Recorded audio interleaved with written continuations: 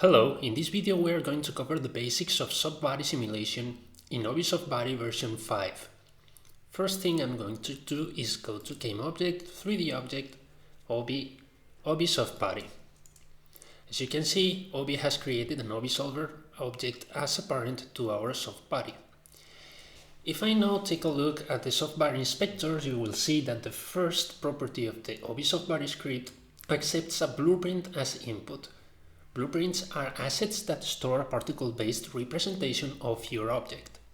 So I'm going to right-click on my project window, create Obi Softbody Surface Blueprint,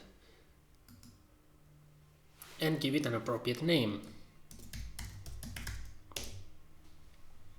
As you can see, the softbody needs an input mesh to generate the particle-based representation of our object. I am going to select this Stanford Dragon mesh and then click Generate. This can take a while.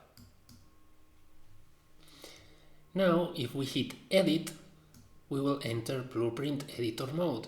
This takes place in a separate scene, so before changing to a new scene, Unity will ask if we want to save the current scene. I will say yes. And here we have the particle-based representation of our dragon. As you can see, there's very few particles. If we wanted to increase the amount of particles, we can here reduce the particle radius and then click Generate again. Now we have more particles for our dragon. If we want to see the dragon mesh, we can go to Visualization and in Render mode, select Mesh. Now, particles in a softbody are attached to each other using shape matching constraints. We need to make sure that all particles are at least attached to another particle or they will fall from the softbody. To be able to see the shape matching network, we go to Visualization and enable shape matching constraints. We can see here that our network is too dense because most particles are attached to pretty much every other particle. To fix that, we can go to Soft Cluster Radius and decrease the radius of the soft body clusters. Then click Generate again.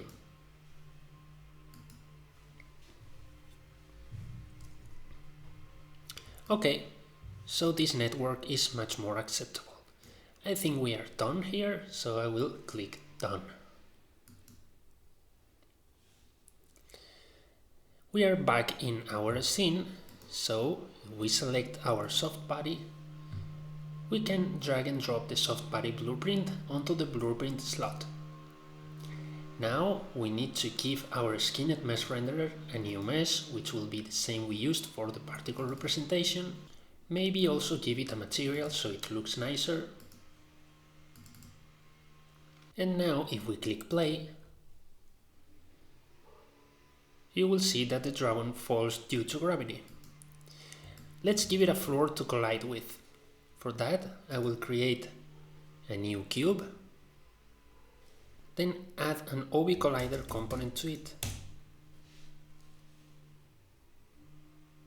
and scale it to an appropriate size.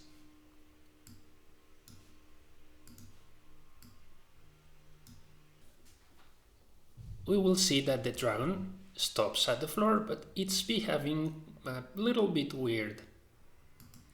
That's because we didn't skin the mesh to the particle simulation.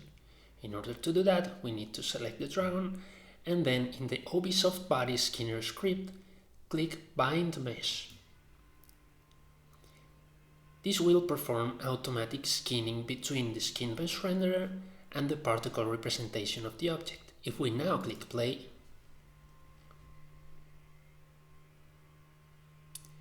we will see things look much better.